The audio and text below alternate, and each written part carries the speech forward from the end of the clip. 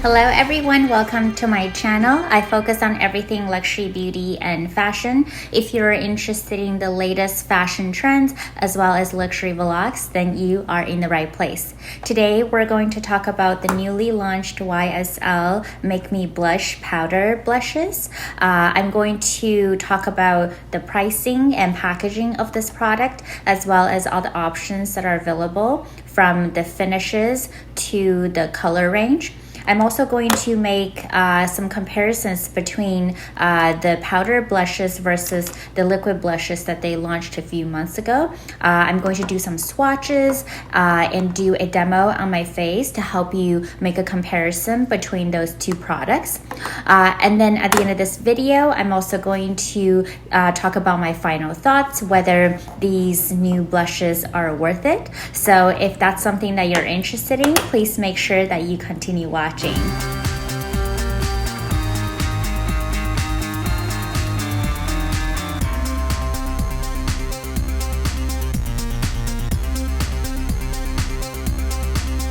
If you guys follow me, you know that I also picked up a whole bunch of newly launched Chanel and Dior beauty products, and I've been testing those products in the last couple of days, and I'm going to do a full review on those products for you, including the new lipstick cases, which are very, very beautiful. So if that's something that you're interested in, please make sure that you subscribe to my channel so that you don't miss out. So let's start by talking about the prices. These blushes retail for 61 Canadian dollars, and I'm going to look up the US dollars as well and put it on the screen for you guys.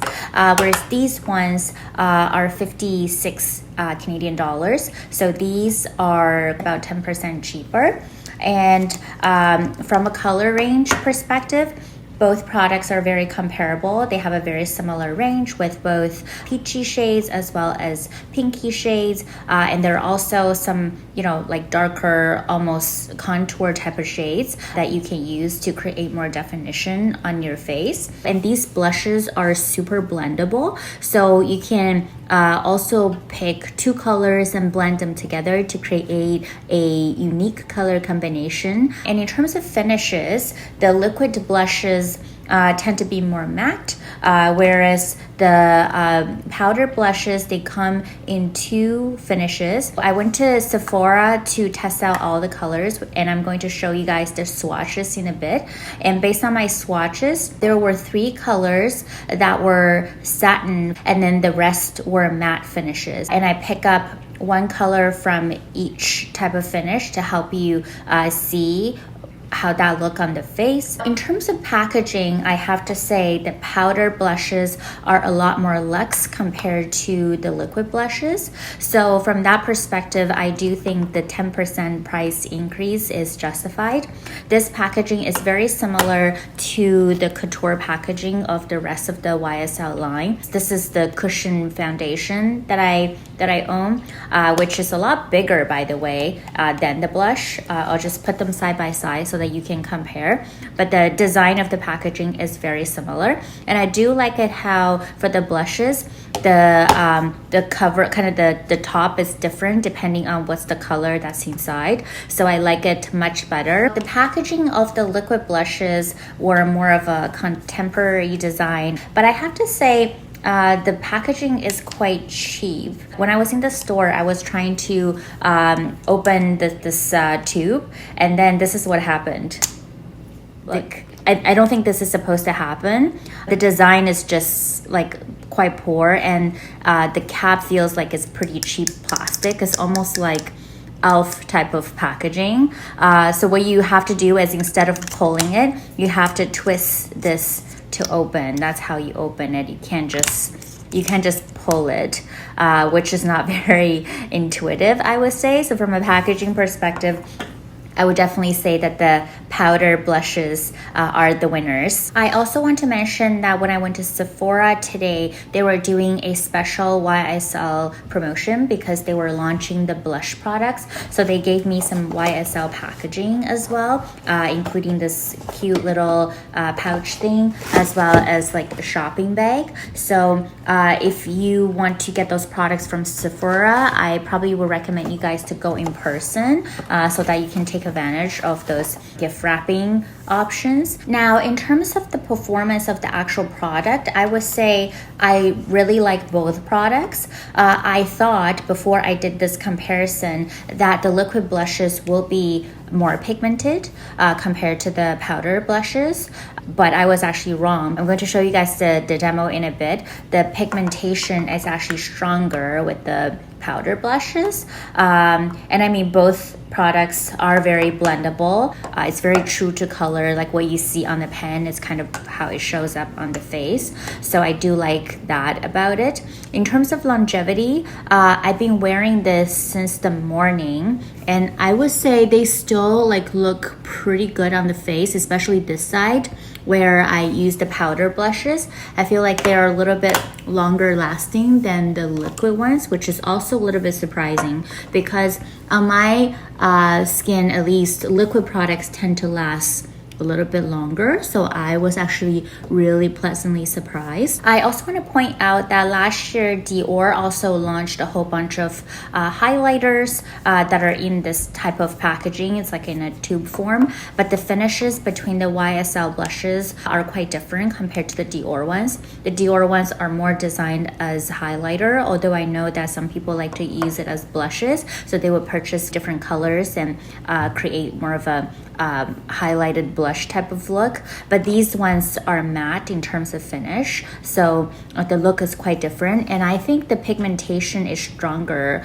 with the YSL blushes too. So what you see in the tube is what actually shows up on your face, whereas the Dior ones were quite sheer, I would say. So now let me show you guys the demo that I did. I actually did today's entire makeup using YSL products, including skincare. I don't have a lot of full-size skincare products from YSL, but through my purchase, I actually got some deluxe samples, which I use, including their serum and moisturizer. They're really good products, but I don't think they're any special compared to what I currently own, so I don't think I would repurchase, but if you do want to try out their skincare products, I do think they're very moisturizing.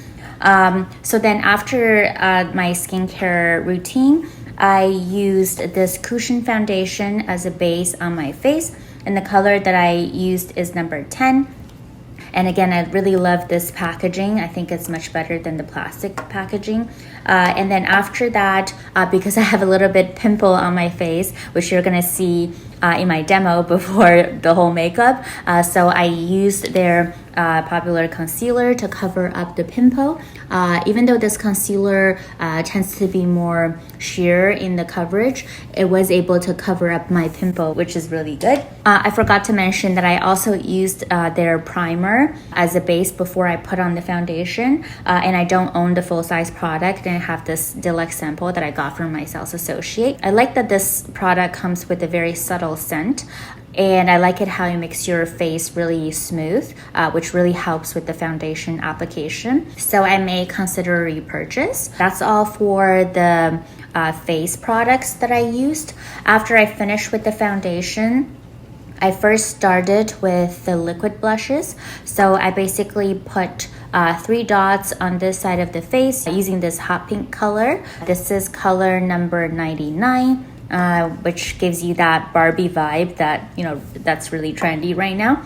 And then I use this lavender color as a highlighter on top of my cheekbone, as well as the apples of my cheeks, and then I blended the liquid blushes using this sponge over here in a tapping motion like that, because with the liquid blushes I want to make sure that I'm not getting the color everywhere, which is why I think the makeup sponge is your friend in this type of application. After that, I used the powder blushes on this side of my face. This pink one that I picked up, which is number 42, has more of a satin finish, whereas this one, number 54, has more of a matte finish. So I kind of want to show you guys the different finishes. I started with the darker color to define my cheekbone, and then I used the baby pink color as more of a highlighter to complete the look. And then when I did the application, I used the same brush to create more of a blended look, which I think it looks really good. It has a very natural finish, and the pigmentation is very, very nice. So overall, I did really enjoy both products. I also did today's eye look using the powder blushes. I didn't use the liquid blush on this eye because I feel like liquid products might be a little bit messy to work with in the eye area. So I used the powder blushes as eyeshadow, and I used 3 colors actually this time. I basically started with the darker color, number 54, in the kind of the outer V to define the shape of my eyes. And then after that, I went in with the hot pink color, and I'm going to put the color code here to create that really nice flash of Barbie pink. And then on top of that, I added the light pink color as more of a highlighter. From a performance perspective, I do think these powder blushes are a little bit stronger than the liquid blush from a pigmentation perspective. But from a comfort perspective, I have dry skin, so these liquid blushes felt a little bit more hydrating on my skin. So given my particular skin type, I would say I prefer the liquid blushes over the powder ones, although I would say that's a very close race. From a longevity perspective, I do think these products are very good, especially the powder blushes, which are very surprising because usually powder products don't last very long on my face. I also tested out the new lip balm that YSL launched, and I got the lavender shade, which I think is quite special, and it will go well with the rest of the pinky berry shades that I picked up. I really enjoyed this new formula. The coverage is more sheer than their Love Shine lipsticks, but it provides a higher level of hydration as well. My favorite lipstick from YSL is the Candy Glaze, which I think works the best with my dry lips. And this new lipstick is kind of in between the Candy Glaze and the Love Shine, both in terms of pigmentation and hydration. Because the lip balm is a little bit on the sheer side in terms of coverage, I went over my lips with the Rouge Slim lipstick in color 15, which is the perfect pink color to go with my makeup look today. Overall, I was really pleasantly surprised by the powder blushes. The berry shade worked really well as a blush and also offered a little bit of a contour effect given the depth of the shade. It also blended like a dream, which is very important for dark matte shades, so I do recommend this color. The Barbie pink shade is also very pretty. It is not the best highlighter that I have owned, but it is a really nice spring color with a little bit of shine, so I do recommend it as well. All 3 colors that I tested worked really well as eyeshadows as well. They blended perfectly together and lasted the entire day without touch-up. For people that are into more subtle eye looks, you might want to use a light hand because these colors are very saturated. If you have to pick one between the liquid versus powder blushes, I would go with the liquid ones if you have dry skin and the powder if you have oily skin, but both are amazing products. So that's all for today, my friends. I hope that this video is helpful in terms of helping you understand the performance of those 2 products, as well as whether they might suit your lifestyle, as well as what you're looking for. If you have any questions, please feel free to leave a comment down below, and I'll try my best to answer your questions. And as mentioned, I have a lot more interesting contents coming up, including the latest beauty launches by major brands, as well as a vlog at Hermes. So if that's something that you're interested in, please make sure that you hit that subscribe button and give me a thumbs up. I really appreciate your support and helping me to grow this channel. I also want to mention that I have a trip planned to go back to New York City in 2 weeks. So if there's something that you want me to film, please make sure that you leave a comment down below so that I can plan that ahead. I also want to mention that I did my hair today using the Dyson blow dryer, as well as their newest hair products that are exclusively available in Sephora. I'm going to do a separate video on Dyson and let you guys know whether their new hair products are worth it and whether the Dyson blow dryer itself is worth it. So if that's something that you're interested in, please make sure that you like this video and subscribe to my channel so that that you don't miss out. Well, so thanks again for watching my video today. I hope that you guys had a fantastic holiday break, and I look forward to seeing you guys in my next video.